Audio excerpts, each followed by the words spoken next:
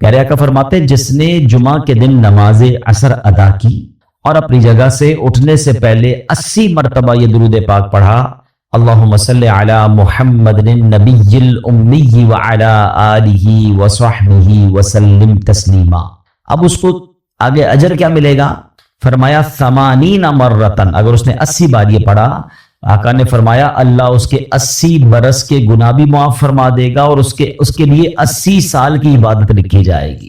یعنی جمعہ کا دن جو ہے نا، یہ خاص درود پاک پڑھنے کا دن ہے، الگ الگ درود پاک بھی بیان ہوئے اور درود پاک کی فضیلتیں بھی بیان ہوئی، تو کثرت سے درود پاک پڑھتے رہا کریں۔ آئیے مل کر محبت سے بآواز بلند درود پاک پڑھ لیں، صلو علی الحبیب صلی اللہ تعالی علی محمد صلی اللہ علیہ وسلم۔ یہ بھی تھوڑا ہے آپ کی خاطر، بھیجئے گر کروڑ بار سلام، عزت اہل بیت پر صلوات، ہدیہ روح چار یار سلام۔ پیارے اسلامی بھائیو، ہم کوشش کرتے ہیں ہمارے بیان میں قرآن کی باتیں سمجھتے ہیں، کچھ آیتوں کو سمجھتے ہیں، کچھ احکام قرآن سمجھتے ہیں، اور قرآن کا ایک ایک حرف، ایک ایک لفظ، ایک ایک آیت کمال ہے۔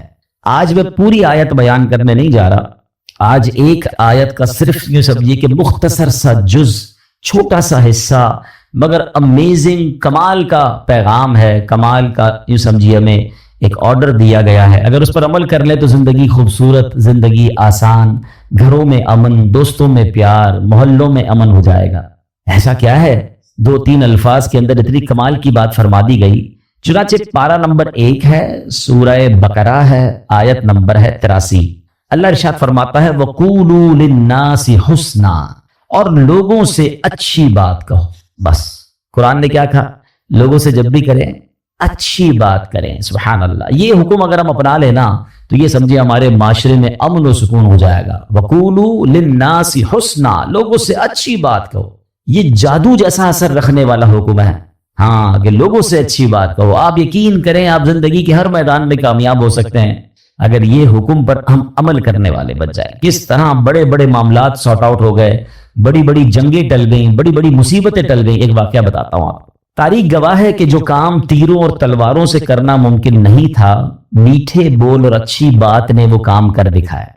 تاتاری قوم، یہ ایک ایسی قوم تھی، بڑی ظالم قوم، اس نے دنیا پر بہت ظلم و ستم بہائے، اس نے خون کی ندیاں بہائیں، درجنوں بار ان کے ساتھ جنگیں لڑی گئیں، مگر اس قوم کو ہرا نہیں پاتے تھے لوگ۔ وہ قتل و غارت گری کرتے چلے جاتے اور ملک کے ملک تباہ و برباد کرتے چلے جاتے تھے۔ اب کیا ہوا کہ خراسان کے ایک بزرگ تھے، انہیں خواب میں حکم ملا کہ جاؤ اور جا کر تاتاری قوم کو اسلام کی دعوت دینی ہے۔ وہ قوم جو ایسی جنگجو ہے، لڑنے کے لیے تیار ہے۔ وہ بتایا جاتا تھا کہ ہلاکو خان اور یہ لوگ جو لوگ تھے، یہ کھوپڑیوں کے مینار بنایا کرتے تھے۔ تو جب ہلاکو خان کا بیٹا تھا تگودار خان، اس کی حکومت تھی، وہ بزرگ رحمت اللہ تعالی سامان باندھا انہوں نے اور اس کے پاس پہنچ گئے۔ اب اللہ والے تھے، چہرے پہ داڑھی بھی تھی، سنتوں بھرا لباس بھی تھا، ایک مذہبی حلیہ بھی تھا۔ جب آپ اس کے سامنے گئے اسلام کی دعوت دینے تو تگودار خان کو ایک جو ہے وہ شرارت سوجی۔ وہ کہتا ہے مولانا صاحب آپ مجھے اسلام کی دعوت دینے آئے، پہلے یہ تو بتائیں تمہاری داڑھی کے بال اچھے ہیں یا میرے کتے کی دم اچھی ہے؟ اب کیسا غصہ دلانے والا جملہ تھا، کتنا دل توڑنے والا جملہ تھا، کتنا بدتمیزی والا جملہ تھا، مگر اللہ والے تھے نا، اسلام کی بات کرنے گئے تھے، قرآن کے احکام پتہ تھے کہ بات اچھی کرنی ہے۔ کیا کمال کا جواب دیا، کہا دیکھو میں اپنے اللہ کا ماننے والا ہوں، اللہ کا بندہ ہوں، اگر تو میں اس کا فرما بردار ہوں تو میں اچھا ہوں، ورنہ پھر تمہارے کتے کی دم اچھی ہے۔ اگر اللہ ہی مجھ سے ناراض ہے، میں اس کی فرما برداری کر نہیں رہا، تو پھر تو مجھ سے کتا ہی اچھا ہے، کیونکہ کم از کم تمہارا وفادار تو ہے نا۔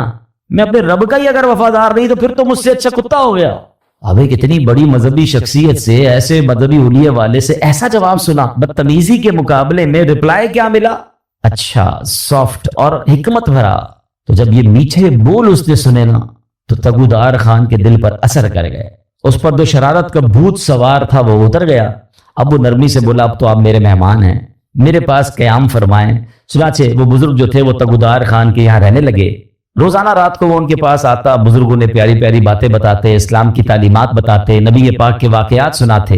اور ایک بار ایسا وقت آیا کہ وہ تگودار خان جو ہلاکو خان کا بیٹا اور تاتاری قوم جو ظلم و ستم کی آندیاں بہاتی تھی، جن سے تلواروں سے کوئی جیت نہیں سکتا تھا، آخر کار کلمہ پڑھ کر مسلمان ہو گیا اور نبی پاک علیہ الصلوۃ والسلام کا شیدائی بن گیا. اس کے نتیجے میں پھر تاتاری قوم بھی مسلمان ہو گئی. اللہ اکبر. یوں میٹھے بول کی برکت سے خوخار قوم جو تھی، جو تلواروں سے زیر نہ آئی، وہ اچھی بات اور اچھی طریقے سے گفتگو کرنے کی وجہ سے وہ زیر ہو گئی اور وہ مسلمان ہو گئے. اے میرے پیارے اسلامی بھائیوں، جو اصل بات سمجھانے کا مقصد ہے کہ بہت ساری چیزیں لڑائی جھگڑے سے نہیں، اچھی بات کر کے حاصل کی جا سکتی ہیں. تیکھے بول، چبھتے ہوئے جملے، لڑنے والی باتیں دشمنیاں تو پیدا کر سکتی ہیں، دوست نہیں بنا سکتی ہیں. ہمارا پرابلم یہ ہے کہ ہم قرآن کے اس حکم پر عمل کرنے میں کامیاب نہیں ہو رہے. بڑا پیارا شعر ہے نا، ہے فلاح و کام رانی نرمی و آسانی میں، ہر بنا کام بگڑ جاتا ہے نادانی میں. آپ نے دیکھا ہوگا ایک جملہ بندہ کہہ دیتا ہے رشتہ ختم ہو جاتا ہے، ایک جملہ ایسا کہہ دیتا ہے دوستی ختم ہو جاتی ہے، ایک جملہ ایسا کہہ دیتا ہے پارٹنرشپ ختم ہو جاتی ہے. اچھا بعد میں بندہ برسوں سوچتا رہتا ہے کاش یار وہ جملہ نہ کہتا، مجھے کیا ہو گیا تھا، میں نے کیوں ایسی بات کر دی تھی. میں نے پہلے بھی بیان میں ایک بات بتائی ہے، ہماری جسم میں جتنے بھی باڈی پارٹس ہیں نا، اس کا کوئی گارڈ نہیں ہے، کوئی روک نہیں ہے، مگر زبان وہ واحد پارٹ آف دا باڈی ہے جس کے 32 گارڈ ہیں. 32 دانتوں کے پیچھے زبان کو رکھا گیا ہے کہ بندہ پہلے سوچ لے پھر بات کرے. مگر جب یہ زبان چلتی ہے تو 32 پہرے داروں کا خیال بھی نہیں رکھتی اور کسی کا دل توڑ دیتی ہے، کسی کا گھر توڑ دیتی ہے. قرآن نے کیا حکم دیا؟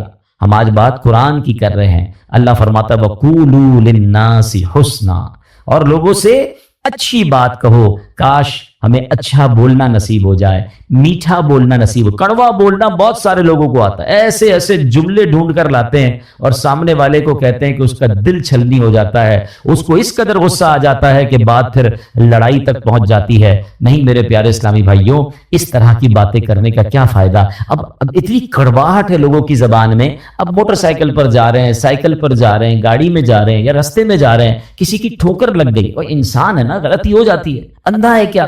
دیکھ کر نہیں، اسٹارٹ ہی تیکھے جملوں سے ہو رہا ہے، آنکھیں نوچ لوں گا تمہاری، جانتا بھی ہے میں کون ہوں. یعنی everybody is ready to fight. معافی درگزر ہے، عفو کہاں گیا؟ ہم کیوں کسی کو یہ احساس نہیں دلاتے کہ ہو جاتی ہے انسان سے غلطی؟ کیا آپ سے غلطیاں نہیں ہوتی؟ مجھ سے مسٹیک نہیں ہو سکتی؟ کیا ہر مسٹیک، ہر غلطی کی سزائے موت ہی دینی ہے؟ وہ لوگ جو اس طرح سختیاں کرتے ہیں، اس طرح ان کے جملے کڑوے ہیں، وہ تنہا رہ جاتے ہیں. مجھے ایک بات بتائیں، آپ کی لائف میں بھی ایسے بہت سارے لوگ ہوں گے جن سے بات کرنے کو آپ کو جی نہیں چاہتا ہوگا. کیوں نہیں چاہتا؟ کیونکہ ان کی بات میں کڑواہٹ ہے، ان کی بات ہمیشہ سختی سے شروع ہوتی ہے، ان کی بات میں چبن ہے. ایسے لوگ تو مسجد میں آنے والوں کو ناراض کر دیتے ہیں. اب مسجد میں بچے آتے ہیں، ٹھیک ہے، بچے تو بچے ہی ہوتے ہیں، ان کو کیا پتا شرارت کرنی ہے نہیں کرنی. ان کے والد کا کام ہے، بڑے بھائی کا کام ہے کہ مسجد میں ایسے بچوں کو لائیں جو شرارت نہ کریں، شور نہ کریں. لیکن اگر کوئی بچہ کر بھی بیٹھا تو کیا اس کا انداز یہ ہوگا کہ اس بچے کو تھپڑ مار دیا جائے، اس بچے کو اتنا ڈانٹا جائے، اتنا ڈرا دیا جائے کہ آئندہ وہ مسجد میں آنے سے ڈر جائے؟ آپ نے آنے والی نسل کو مسجد میں آنے سے ڈرا دیا کہ نہیں بھائی مسجد میں تو بڑے خطرناک انکل ہوتے ہیں. نہیں، پیار سے، محبت سے ہمیں تو اپنی نسلوں کو آگے مسجدوں میں نمازی بنانا ہے. آج دیکھیں آہستہ آہستہ نوجوان دور ہوتا جا رہا ہے مسجد سے، اور ہم اگر آنے والے نوجوانوں کو، آنے والے بچوں کو دیکھیں جو کبھی کبھی آتا ہے اس کو مسجد کے آداب نہیں پتا ہوتے. آپ نے واقعہ سنا ہوگا، اسلام کے ابتدائی دور تھا، ایک شخص ابھی نیا نیا مسلمان ہوا تھا، مسجد نبوی میں آیا، اس کو پیشاب کی حاجت ہوئی، اس نے مسجد میں پیشاب کرنا شروع کر دیا. صحابہ اکرام کو بڑا غصہ آیا، مسجد میں؟ نبی پاک نے روک دیا. اچھا، نبی پاک نے اس بندے کو پیشاب کرنے سے بھی روکنے سے منع کر دیا، پہلے فارغ ہونے دو. پھر اس کو اپنے پاس بلایا. مسجد میں، حدیث کا خلاصہ ہے، مسجد میں یہ نہیں کیا کرتے، مسجد عبادت کی جگہ ہے، ناپاکی نہیں کرتے، مسجد کا خیال کرتے ہیں، اور پانی منگوا کر اس جگہ پر ڈال دیا. اب ہم غور کریں، ہمارے یہاں اگر کوئی دیکھیں، ایک تو اللہ نہ کرے جانتے بوجھتے کوئی مسجد کی پامالی کر رہا ہے، جانتے بوجھتے مسجد کی گستاخی کر رہا ہے، وہ الگ چیز ہے. نیا مسلمان ہوا ہے، اس کو پتہ ہی کچھ نہیں ہے. اللہ اکبر. بلکہ علماء کہتے ہیں جو نبی پاک نے اس کو پیشاب کے دوران نہیں روکا، اس کی بھی حکمت یہ بیان ہوئی کہ اگر کسی بندے کو حاجت ہے، اس کو آپ بیچ میں روکیں گے، اس کو تکلیف ہو جائے گی. کیا مذہب ہے ہمارا، کتنی ریلیکسیشنز ہے. اور یہاں تو مارنے کے لیے تیار، ایوری بڈی، کسی کا سر پھاڑ دوں، کسی کا پیر توڑ دوں. نہیں میرے پیارے اسلام میں، لوگوں سے نرمی سے بات کریں، اچھی بات کریں. یہ میرے اسلام کی تعلیم ہے، یہ میرے نبی پاک کا طریقہ ہے. حدیث پاک میں سنیے، فرماتے لوگوں میں بدترین وہ شخص ہے جو گھر والوں پر تنگی کرتا ہے. اچھا پوچھا گیا حضور گھر والوں پر تنگی کرنے والا کون ہے؟ ذرا غور سے سنیے گا. نبی پاک فرماتا جب وہ گھر آتا ہے نا تو بیوی ڈر جاتی ہے, بچہ بھاگ جاتا ہے, جو ہی وہ گھر سے باہر نکلتا ہے سارے گھر والے خوش ہو جاتے ہیں, کوئی آپ کو مصیبت ٹل گئی ہے. یعنی جو گھر والوں کے لیے ڈراؤنا ہے نا, فرمایا بدترین ہے وہ شخص. ایسے لوگ ہوتے ہیں جب گھر میں جاتے ہیں تو گھر والے ٹینشن میں آ جاتے ہیں, کیونکہ ان کا روب ہی ایسا ہے, ان کا اسٹائل ہی ایسا ہے کہ سارے گھر والوں کو ٹینشن میں ڈالا ہوا ہے. وقت پر کھانا نہیں ملا تو گھر والوں کی خیر نہیں, استری نہیں ہوئی تو خیر نہیں, جوتے پالش نہیں تو ان کی خیر نہیں, کپڑے کی کوئی سلوٹ ٹیڑھی ہے تو ادھر اعتراض. مطلب گھر میں جاتے ہی انسپیکٹر بن جاتے ہیں. ایسے لوگوں سے گھر والے ہی پوچھتے رہتے ہیں کہیں جانا نہیں آج آپ کو, آج دوستوں میں نہیں جا رہے آپ بندہ کہنا بھائی 3-4 دن کے لیے کہیں جا رہا ہوں, تم بڑے خوش ہوتے ہیں اچھا بھائی چلے جائے کہیں. غور کریں اگر میرے گھر میں جانے سے میرے گھر والوں پر ٹینشن ہے تو میں برا آدمی ہوں, میں اچھا نہیں ہوں. یہ روب نہیں ہے, یہ تکلیف ہے. آپ یقین جانیں سب سے زیادہ میرے اخلاق کے حقدار ہی میرے گھر والے ہیں. اور یہ حدیث پاک ہے تم میں بہترین وہ ہے خیرکم لأہلہ, the best amongst you وہ ہے کہ جو اپنے گھر والوں کے ساتھ بہترین ہے. اس کو کبھی چیک کرنا ہو نا کہ میرا گھر والوں کے ساتھ کیسا تعلق ہے, تو آپ یہ دیکھیں آپ کا اپنے گاہکوں کے ساتھ کیسا تعلق ہے. اگر آپ دکاندار ہیں اور آپ کا کوئی بڑا اچھا گاہک ہے, کسٹمر ہے, آپ کیسے بات کرتے ہیں؟ آئیے بیٹھے ماشاءاللہ, پانی پلاؤں آپ کو, چائے پلاؤں, اچھا کھانا منگاؤں آپ کے لیے. کبھی یہ انداز اپنے ماں باپ کے ساتھ کیا, اپنے بیوی بچوں کے ساتھ یہ پیار والی باتیں کی؟ اچھا اس کے بعد سیکنڈ نمبر پر دوستوں کے ساتھ کیسا تعلق ہے؟ او بھائی دوست کو کھانا بھی کھلائیں گے, چائے بھی پلائیں گے, رات بھر اس کے ساتھ رہیں گے, کہیں مصیبت میں دوست آ گیا تو ہم حاضر. ان دونوں کیٹیگریز یعنی چاہے وہ کسٹمرز ہوں چاہے وہ آپ کے فرینڈز ہوں, ان دونوں سے زیادہ حقدار کون ہے؟ وہ گھر والے ہیں. لیکن گھر والے باپ رے باپ ٹینشن میں ہیں, تکلیف میں ہیں, یہ بندہ اچھا نہیں. آقا نے کیا فرمایا لوگوں میں بدترین وہ ہے جو گھر والوں کے لیے تنگی کرتا ہو. مزہ پتہ ہے کیا ہے؟ اچھا ایک اور ٹیسٹر ہے, کبھی چاہیں چیک کرنا چاہے, کیونکہ گھر والے کبھی بھی نہیں بتائیں گے, خاص طور پہ اس کو کیسے بتا سکتے ہیں جو اتنا سخت ہے کہ آپ کی وجہ سے ہم تکلیف میں, اور تکلیف بڑھ جائے گی, اس کو تو چھوڑنا ہی نہیں ہے. اب اگر بندے کو خود چیک کرنا ہے, جگرا بڑا ہے کہ یار کہیں میں ایسا ہوں تو نہیں, کیونکہ بعض اوقات برے آدمی کو یہ بھی نہیں پتا ہوتا کہ میں برا ہوں, اس کو لگتا ٹھیک ہی تو ہے بھائی, سختی نہیں کریں گے تو گھر والے بگڑ جائیں گے.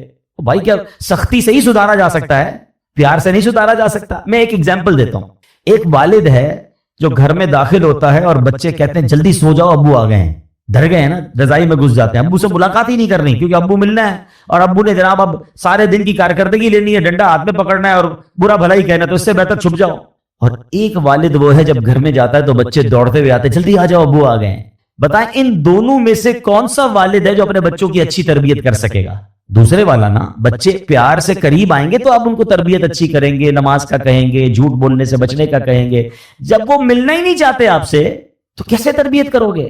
تو لوگ سمجھتے سختی سے تربیت ہوتی, نہیں جناب, آپ کو نرم رکھنا ہے. یقیناً کہیں نہ کہیں سختی, بھائی ڈاکٹر بھی پیار والی باتیں کر کے کبھی کبھی ایک انجیکشن لگا دیتا ہے, لیکن آپ اگر ہر وقت انجیکشن لے کے گھوم رہے ہیں تو پھر تو بچے دور ہو جائیں گے, فیملی دور ہو جائے گی. اچھا اگر اب آپ نے ٹیسٹ کرنا ہے کہ میں وہ بدترین آدمی ہوں کہ نہیں جس کے بارے میں نبی پاک نے فرمایا کہ جب وہ گھر میں جاتا ہے تو بیوی ڈر جاتی ہے, بچے جو ہے وہ بھاگ جاتے ہیں, تو اب یہ چیک کرنا ہونا تو آپ بغیر ان کو بتائے جب گھر میں داخل ہوتے ہیں تو آپ چیک کریں.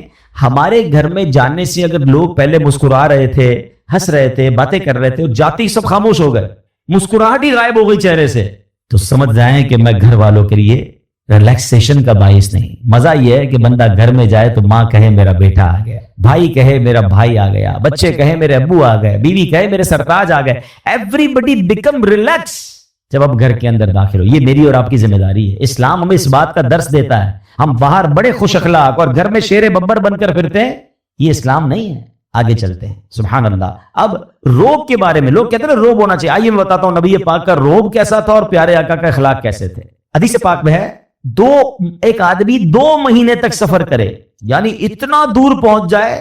فرمایا اتنا دور بھی اگر کوئی ہوگا تو نبی پاک کے مبارک روب کا عالم یہ ہے کہ 2 مہینے دور سفر کر کے بھی جہاں پہنچا ہے وہاں بھی اس کے دل پر نبی پاک کا روب طاری ہو جائے گا.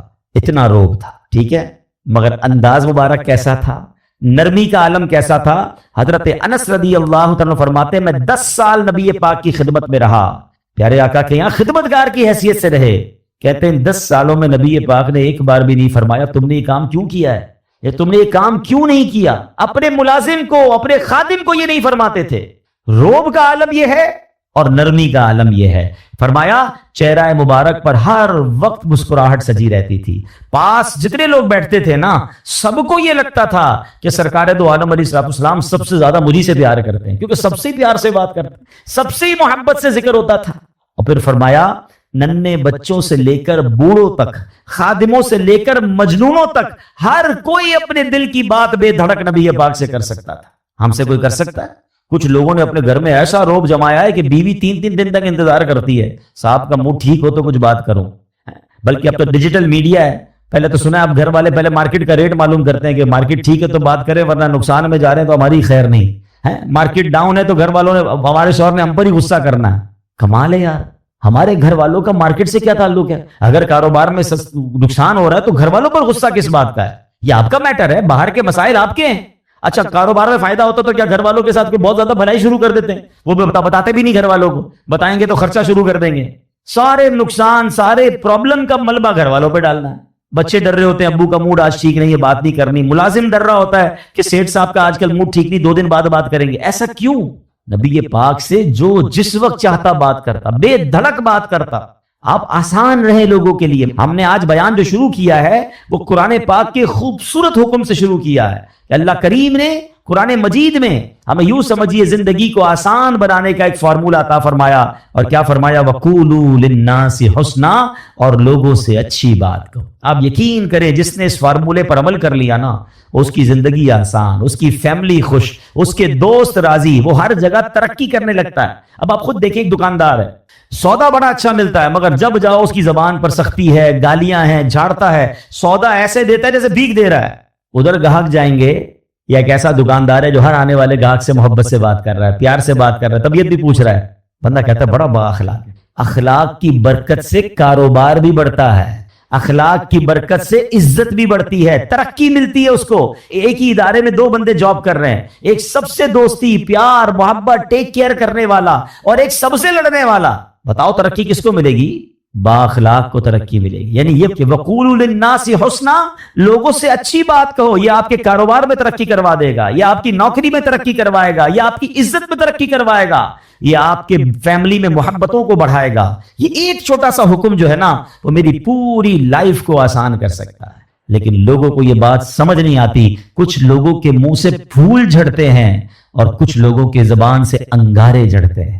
انہیں احساس نہیں ہو رہا کہ میں کتنوں کا دل توڑ رہا ہوں، کتنوں کو تکلیف پہنچا رہا ہوں. کاش یہ بات ہمیں سمجھ آ جائے. میرے پیارے اسلامی بھائیوں، اب ایک اور واقعہ سنیے. نبی پاک کے سمجھانے کا انداز، ایک ہمارے سمجھانے کا انداز. پتہ نہیں ہے نماز کیسے پڑھتے ہیں، پتہ نہیں ہے تلاوت کیسے کرتے ہیں، پتہ نہیں مسجد کا ادب کیا ہے. ایسے ڈانٹ کے سمجھائیں گے کہ بندہ پہلے ڈر جائے.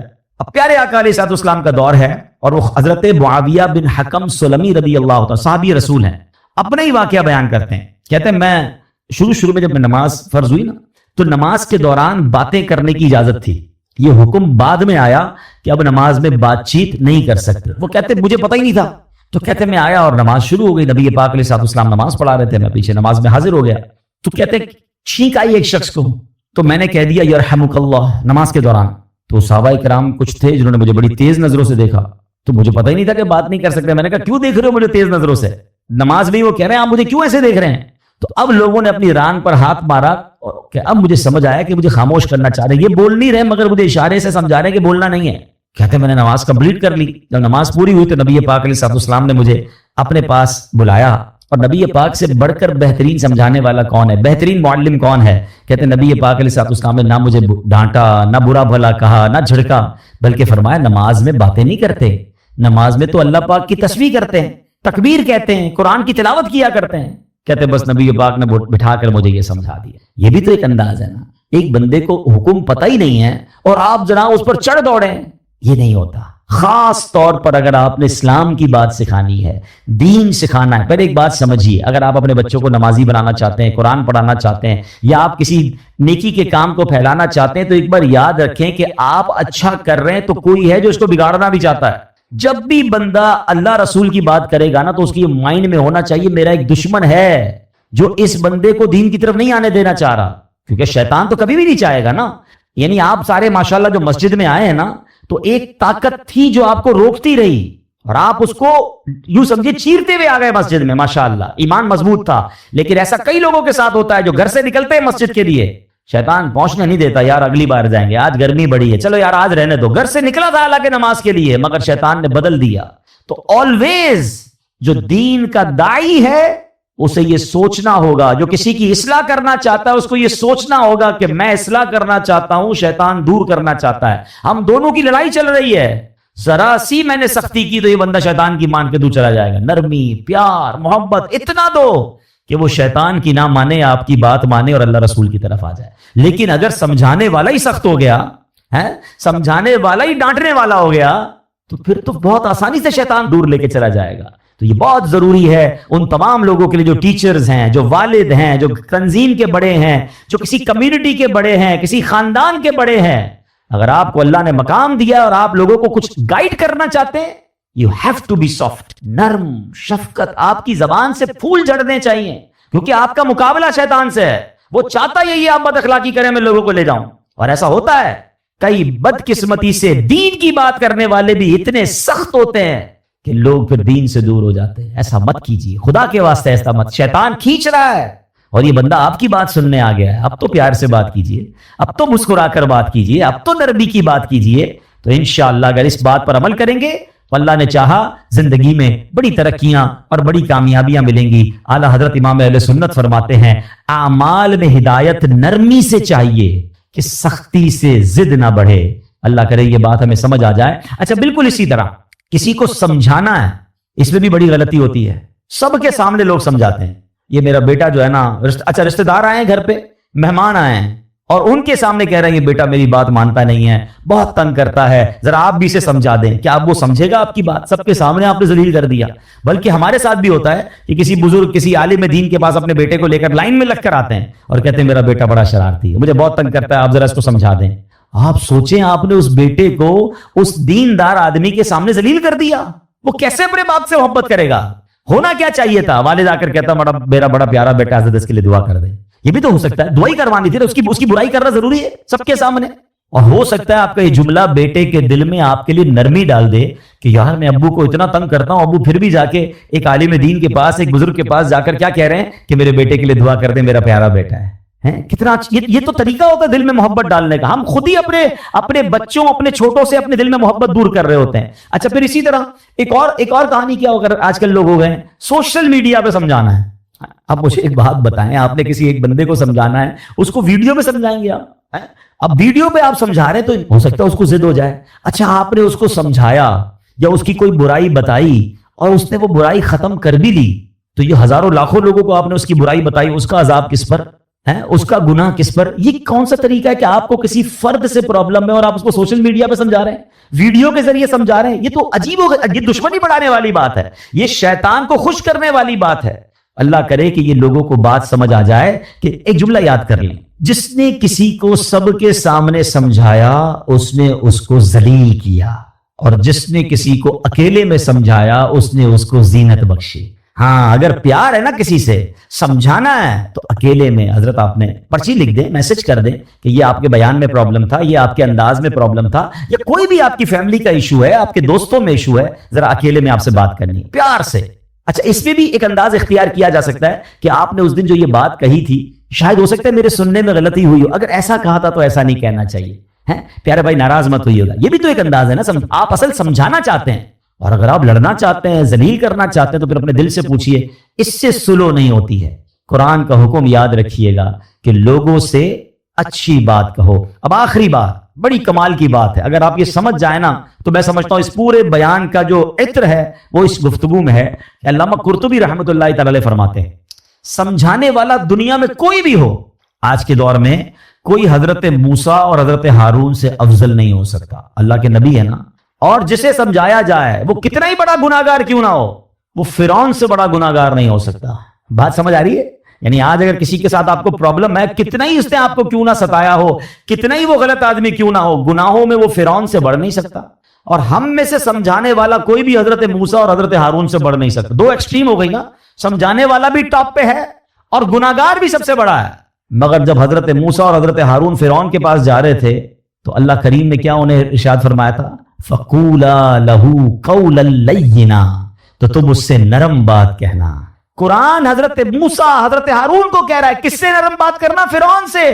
یار کسی فرعون سے بڑے گناہگار سے مل لیا آپ نے جو اس سے سختی کر رہے ہو. سمجھیے, یا حضرت موسیٰ سے زیادہ اچھا سمجھانا آتا ہے آپ کو.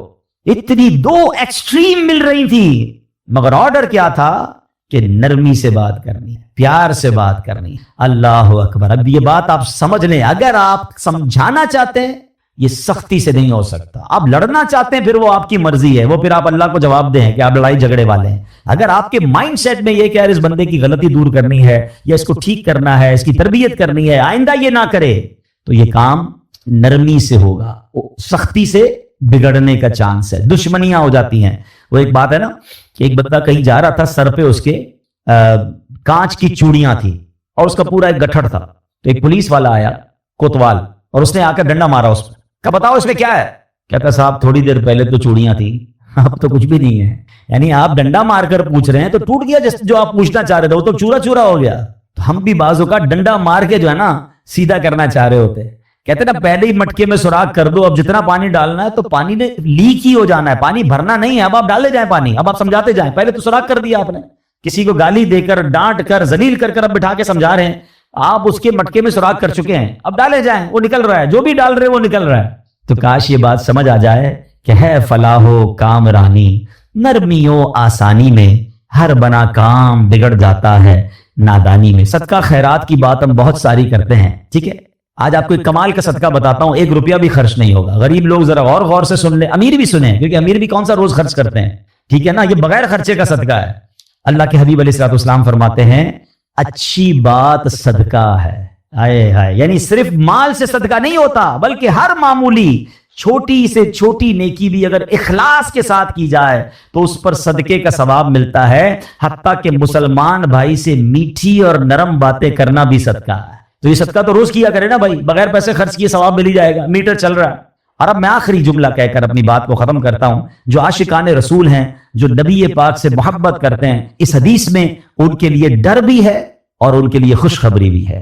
اللہ کے رسول علیہ الصلوۃ والسلام فرماتے ہیں کہ بے شک تم میں سے مجھے سب سے زیادہ پیارے, سنو آقا فرمانے تم میں سے سب سے زیادہ پیارے اور قیامت کے دن میرے نزدیک ترین وہ لوگ ہوں گے. اب مجھے بتائیں, میں آگے بندہ نہ بتاؤں کون ہے, انعام کیسا ہے. قیامت میں آقا کے سب سے قریب اور نبی پاک فرمائے میرے لیے سب سے زیادہ پیارے. سچی بات یہ, میں اگلی جملہ نہ بھی کہوں نا تو ہم سب نے یہ سودا کر لینا چاہیے کہ وہ جو بھی کام ہے میں نے کرنا ہے. میری ساری زندگی ایک طرف, اگر میں نبی پاک کا پیارا ہو گیا اور قیامت کے دن پیارے آقا کے سب سے قریب ہو گیا تو پھر یہ کام کیوں نہ کروں. اب وہ کام کیا ہے؟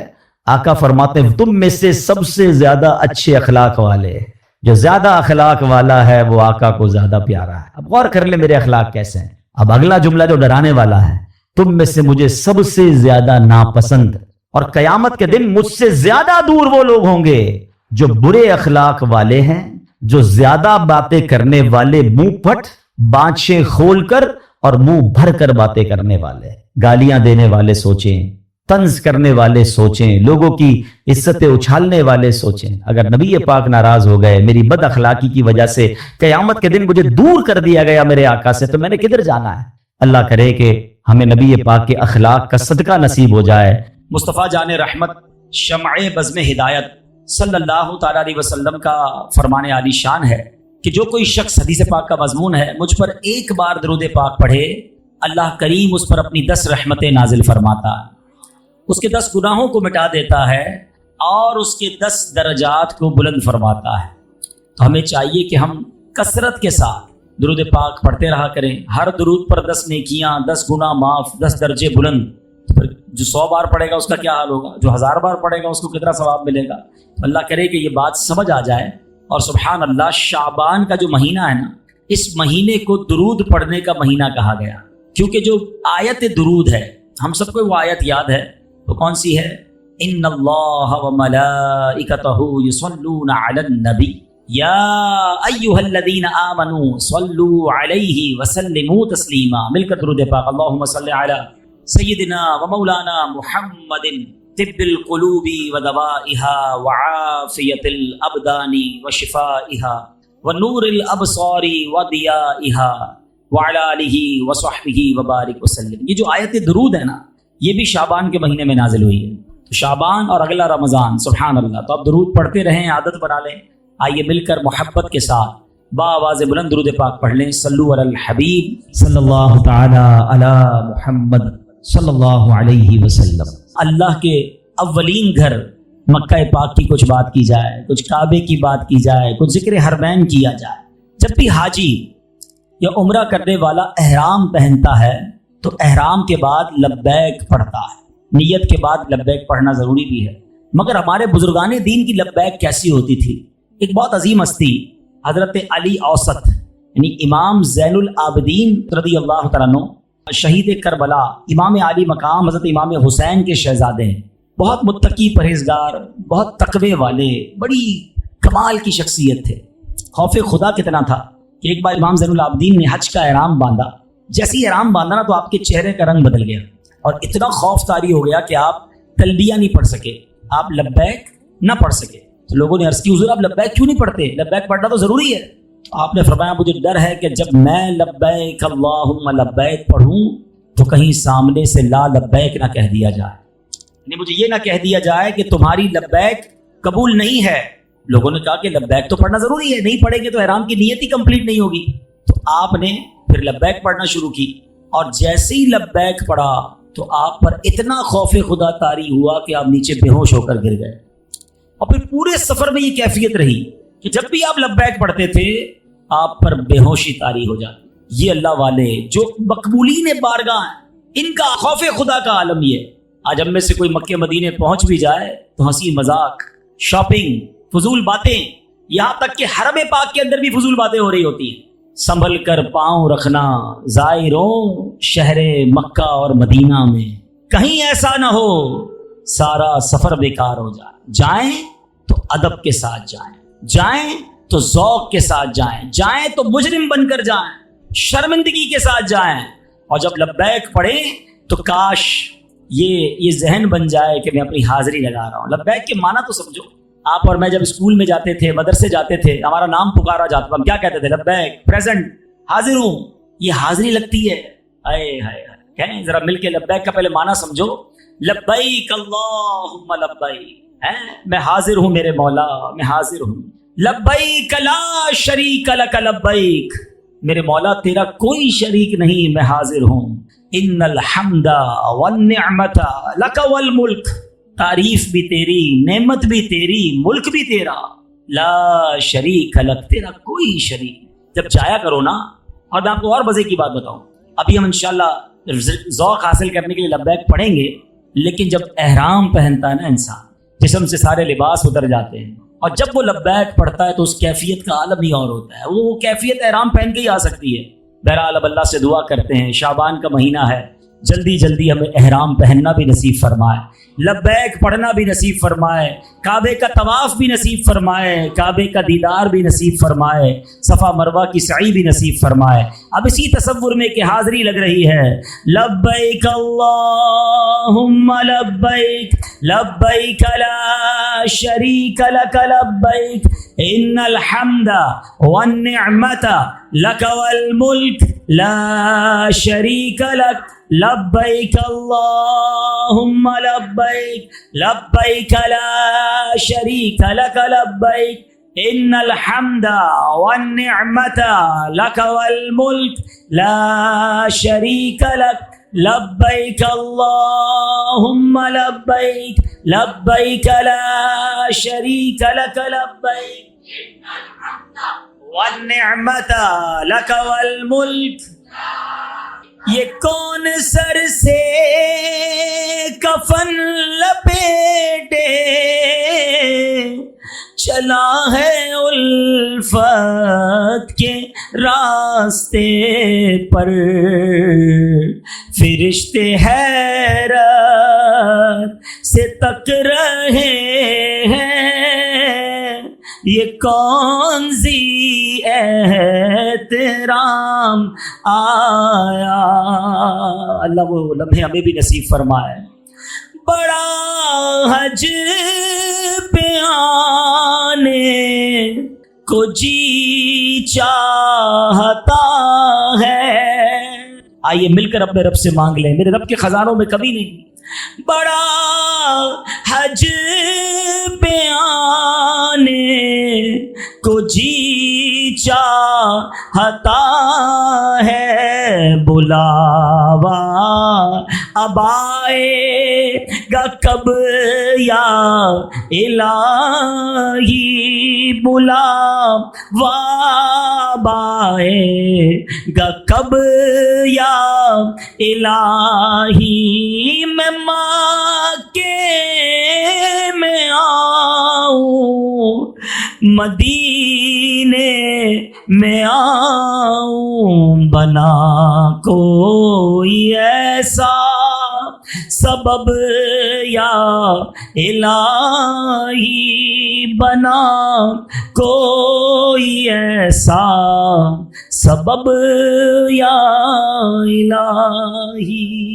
میرے پیارے اسلامی بھائیوں، یقیناً جب بھی لبیک کی بات ہوتی ہے، طواف کی بات ہوتی ہے، حج کی بات ہوتی ہے، ہر عاشق رسول کا دل جھوم جاتا ہے۔ مگر آج میں اس لبیک کا ایک اور پہلو بیان کرنا چاہتا ہوں کہ نبی پاک صلی اللہ تعالی علیہ وسلم کا ایک مبارک انداز یہ تھا کہ رات کے نوافل ادا فرماتے تو نماز شروع کرنے سے پہلے کہتے لبیک اللہم لبیک، حاضر ہوں میرے مولا، میں حاضر ہوں۔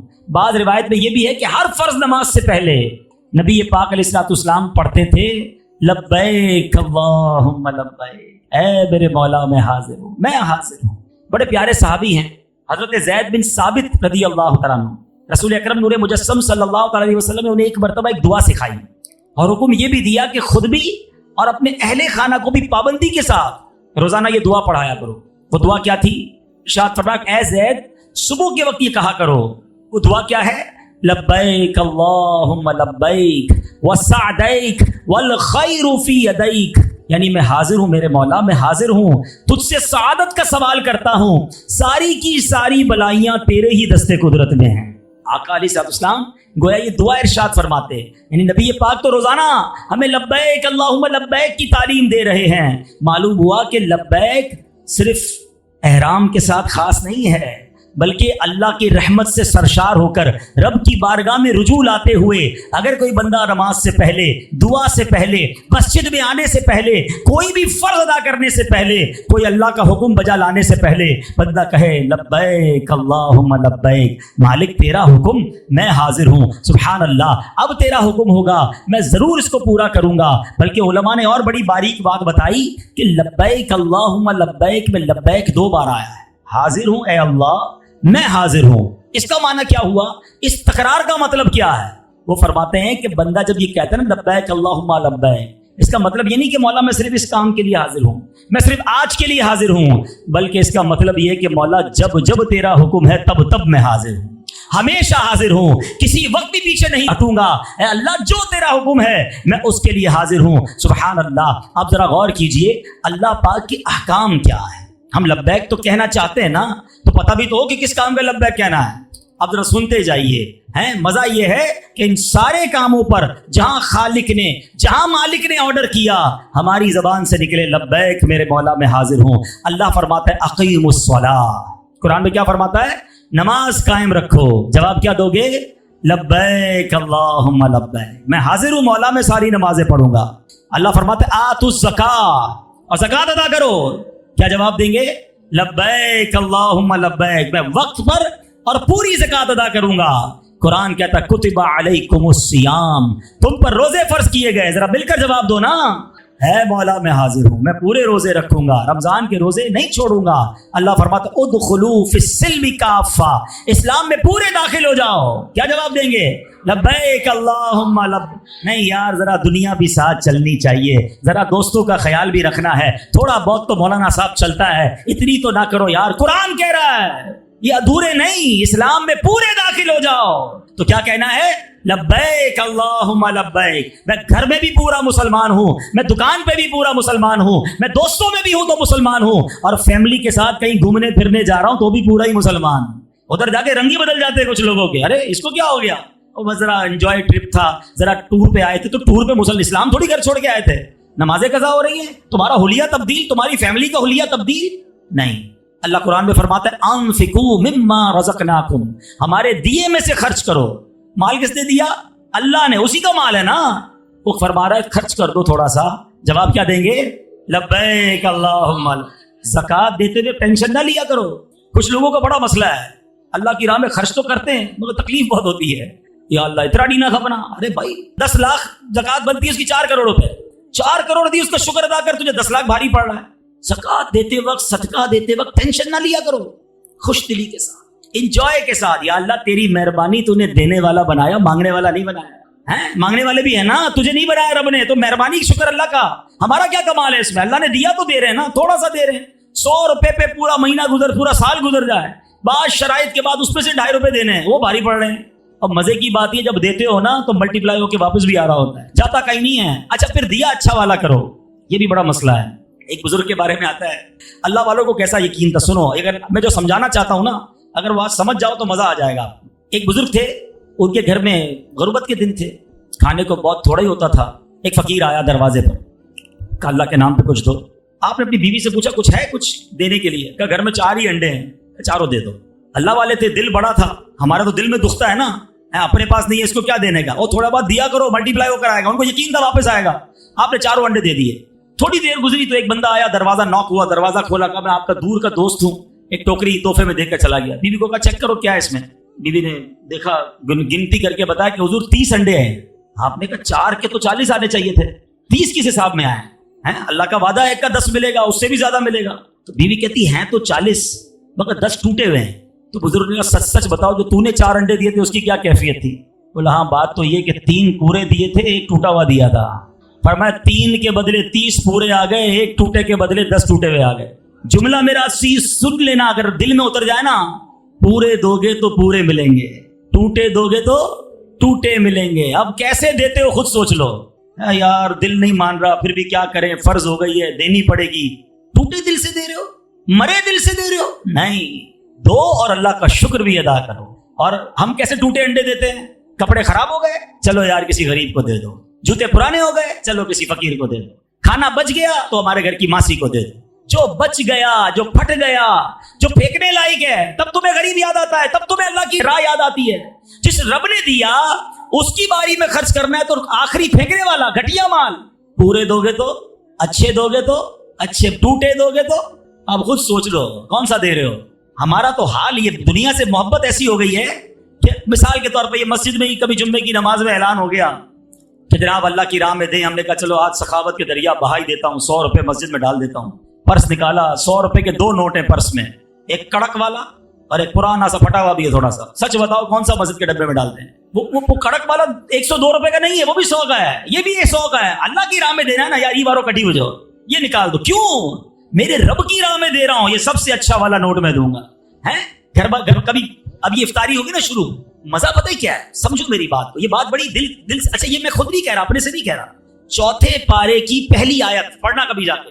اللہ نے قرآن میں فرمایا لن تنالوا البر حتى تنفقوا مما تحبون. تم ہرگز اس وقت تک بھلائی تک نہیں پہنچ سکتے جب تک اللہ کی راہ میں اپنی پیاری چیز نہ دو. پیاری کون دیتا ہے یار؟